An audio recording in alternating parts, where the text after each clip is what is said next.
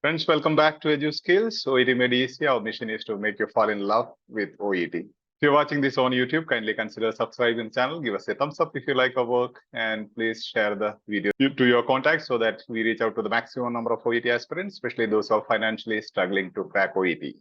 Today we have writing segment. It's a continuation of the previous two sessions.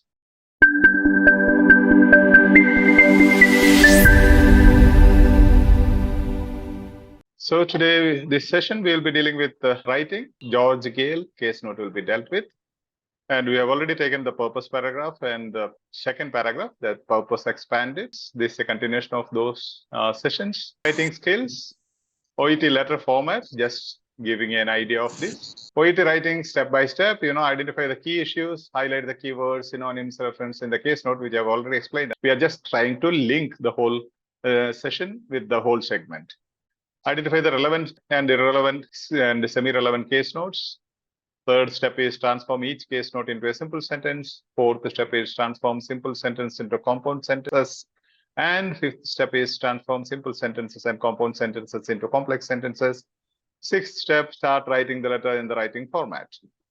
So what is the writing format? Date, then you have the address, then you have salutation, ray line, then you have body paragraphs. First one, introductory paragraph or purpose paragraph. Second one, purpose expanded. Third, body para 3, body para 4. Then request or recommendation paragraph, then sign off. Para 1. Now, this is a letter of discharge. We have already dealt with. I'm just glancing at it. In the ISBAR method, we have seen first step is introduce and identify. Introductory paragraph or the purpose paragraph, we have to ask these 4 questions and answer the 4 questions.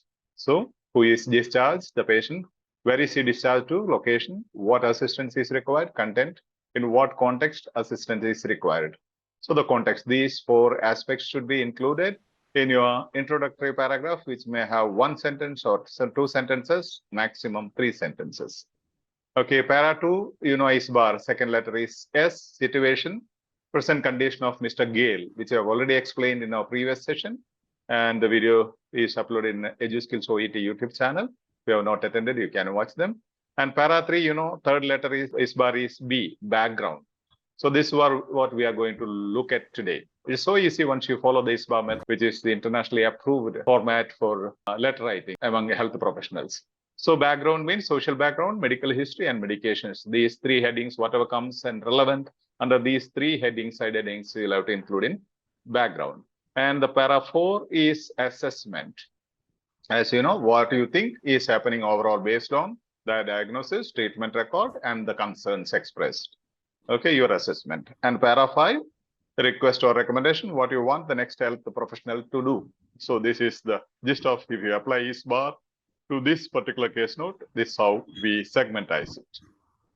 And locating ISBAR in the case notes, let's see how we can locate. For example, introduce and enter patient details, name, DOB, and address. That comes under introducing and identifying the purpose paragraph. Then social background, medical history, medications, and background. Then treatment record and concerns and assessment, and situation, hospital admission, subjective, objective, and diagnosis, treatment record. Those side headings come under a situation. And request, plan, what is given under the side heading plan comes under request or recommendation. Then you have the writing task. Outlining Mr. Gale's history, your concerns and recommendations, requesting further care. So expand the relevant notes into complete sentences. Do not use note form, means you have to paraphrase whatever is given. Don't use the same words as far as possible. Use letter format, as we have already explained the format. Then approximately 180 to 200 words, which are familiar aspects. Okay, now coming to this particular case note, date is 15th May 2021. And address, the address is there as it is. We have to copy and paste from the writing task. Dear and salutation and ray line. Dear Miss Gold, ray line, Mr. George Gale, DOB, all those things you have to try to mention the date, what is given there. Okay, then you have the purpose. Then you have purpose expanded. Already we have done these steps. Now today we are going to the 3rd paragraph. Then the 4th paragraph, then request and recommendation, then signing off. So purpose means introduction. Purpose expanded was the situation. 3rd paragraph is about background. 4th paragraph assessment, and request and recommendation conclusion. Sign off. Okay. All these are just for refreshing your memory. Okay. And this is the body of the paragraph which is being assessed, 180 to 200 words approximately. So, this was the purpose para that we had the session, and it's uploaded. If you have not watched, you will have to watch those videos as well as this second video, purpose expanded. So these two videos are in the Edu Skills OET YouTube channel. Today's session, body paragraph 3, that is background. So background, as I mentioned, it's social background, medical history, and medications. Whatever comes and relevant under these 3 side headings will be included in this particular paragraph. So you see social background, you have retired retail manager, which is not required, widower, living alone in own flat. These are the 2 aspects which is relevant over there. We have looked into it in the earlier sessions. Medical history, osteoarthritis diagnosed, hypertension diagnosed, and non-specific collatus ongoing monitoring. So medications, paracetamol and felodipine. And as you have medical history, something diagnosed, and medications, you have to link these 2 things when you construct your sentences. The medical history or the diagnosis and the concerned medications has to be clubbed together, linked together to create your sentences. So, under social background, you have widower. So you have to make the simple sentences. I said, whatever the relevant case notes you have, each bullet point, you have to convert into a simple sentence. Mr. Gale is a widower. That's a simple sentence. Living alone in his own flat. Mr. Gale lives alone in his own flat. So these are the only 2 simple sentences which are relevant from this particular area. Now there are 2 simple sentences here. Now Mr. Gale is a widower. There is a simple sentence. Then Mr. Gale lives alone in his own flat. Combining these 2 sentences, you have to make a compound sentence. The compound sentence is Mr. Gale is a widower and lives alone in his own flat. Now this comma here after widower is an optional comma that's known as Oxford comma. Either you can put it or don't put it. However, you have to follow the same system method throughout the letter. If you have a comma before conjunction, use it everywhere. If you don't use it, don't use it. No issues. Okay, but keep a uniformity in your letter.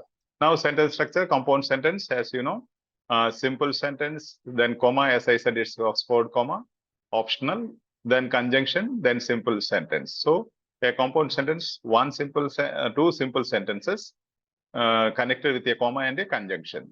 One simple sentence is known as an independent clause, and other simple sentence, another independent clause. So independent clause plus independent clause connected with comma and conjunction, you have a compound sentence. So Mr. Gale is a widower is a simple sentence, then you have comma, then conjunction and, then Mr. Gale lives alone in his own flat is another simple sentence. So together you have Mr. Gale is a widower and lives alone in his own flat. Have patience and try to do this. If you are beginners, definitely with every relevant case note, at least try to frame simple sentences, then compound sentences, then complex sentences. Now sentence structure, Mr. Gale is a widower. Simple sentence, Mr. Gale lives alone in his own flat, and compound sentence, Mr. Gale is a widower and lives alone in his own flat. This is the procedure we have to go through. Now again, you have the same steps with medical history, osteoarthritis and hypertension. He has osteoarthritis, he has hypertension. Then his osteoarthritis is managed with paracetamol. His hypertension is managed with felodipine. So these are the simple sentences. So now simple sentence these simple sentences to be transformed into compound sentence. He has osteoarthritis and hypertension. These 2 simple sentences into 1 compound sentence. Medications, 2 sentences again into 1 compound sentence. His osteoarthritis and hypertension are well managed with paracetamol and felodipine. And there is usually an habit of writing respectively. If you are writing respectively, make sure many of your letters don't have a comma here. Before respectively, you should put a comma. But then this respectively is not necessary here. It only obscures your clarity of the sentence.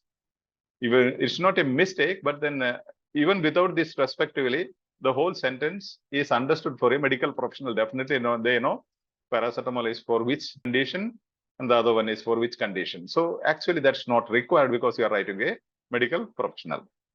He has osteoarthritis and hypertension. His osteoarthritis and hypertension are well managed with paracetamol and felodipine. So this respectively can be avoided and it can be written, he has osteoarthritis and hypertension. for which he takes. This another way of writing.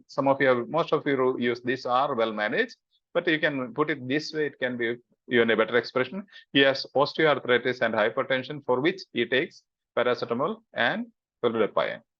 Then respectively is not required over there. Okay, many of you use that expression. Now you see, he requires continuing monitoring for his non-specific colitis.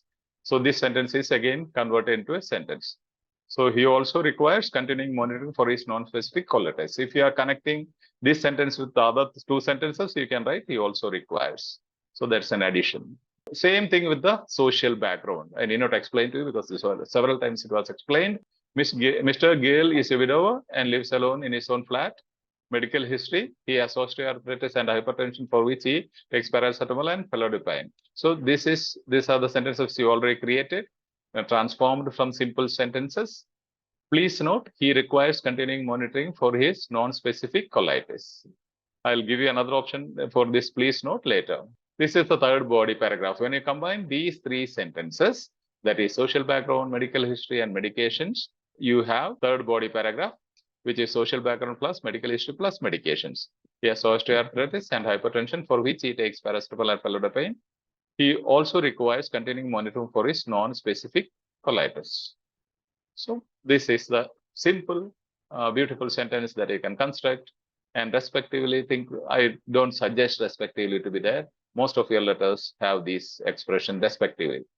I don't know where did you get it and why is it required. You ask yourself whether you understand without this respectively as a medical professional, do you understand the sentence? That's it. So, this is how the paragraph is created. All these yellows are the relevant case notes. From this portion of the case note, you have these two simple sentences, one compound sentence and a simple sentence, a beautiful paragraph. So widower and lives alone in his own flat. He has osteoarthritis and hypertension, which are well managed with paracetamol and felodipine. Please note, he requires continuing monitoring for his non-specific colitis. Even this please note I have taken from some letters during correction. I'll give you another option for it. See body para 4, assessment and request. Okay, this is same thing. We are going to do diagnosis, treatment. You have to take from this side headings, diagnosis, treatment record, and concerns. So you have to create sentences as we have already done. From diagnosis, you have this one. So Gale has urinary tract infection. Here again, his UTI being successfully treated with IV antibiotics. He is keen to return to his own home. Mr. Gale now has reduced mobility. He needs to be encouraged to do 30 minutes of daily physical activity. He still has episodes of confusion. An assessment for independent living is strongly recommended. So these are the sentences that we have from these side headings that you can gradually work out. After this session, you have to work out these things. You have to take the case notes and try to create these sentences, work out yourself. Maybe later you can listen to the video again when it's uploaded and find out whether you are right. Okay, I'm not going to read all those things again. Now you see these two sentences, you have to combine. See, Mr. Gale now has reduced mobility. He needs to be encouraged to do 30 minutes of daily physical activity. Mr. Gale now has reduced mobility, comma, therefore he needs to be encouraged to do 30 minutes of daily physical activity. You can also add to regain his strength. Now the problem is most of you miss this comma. This is must here. Mr. Gale now has reduced mobility, comma, therefore he needs to be encouraged to do 30 minutes of daily physical activity to regain his strength. His UTI being successfully treated with IV antibiotics, he still has episodes of confusion. See, despite, they say it is successfully treated, but still there is episodes of confusion. That was the complaint that he came in with to the hospital for the treatment. Now, despite his UTI being successfully treated with IV antibiotics, he still has episodes of confusion. Only this one, despite, that's the only word that you add there as you have these sentences. He is keen to return to his own home. An assessment for independent living is strongly recommended. You have to combine these sentences with one word. Although he is keen to return to his own home, comma, an assessment for independent living is strongly recommended prior to discharge from your facility. Prior to discharge from your facility is the addition that we do to the sentence. Because we are asking them, he is in your facility, please, we strongly recommended that he has an assessment for independent living before he leaves your facility. All these sentences together, you have this one, fourth body paragraph. Now, this can be written in two paragraphs as well, but then it's going to be very small paragraph. Previous one was only two sentences, so I have combined it. And also, when you take up, you can either do it into assessment one para, or request another para. As in ISBAR, you have A for assessment, R for requests. So Mr. Gale now has reduced mobility. Therefore, he needs to be encouraged to do 30 minutes of daily physical activity to regain his strength. Despite his UTI being successfully treated with IV antibiotics, he still has episodes of confusion. Although he is keen to return to his own home, an assessment for independent living is strongly recommended prior to discharge from your facility. The same thing I have put into one paragraph. There is nothing special now because same order you can follow because it is in a sequence. There's a cohesion, there's a continuity with each sentence.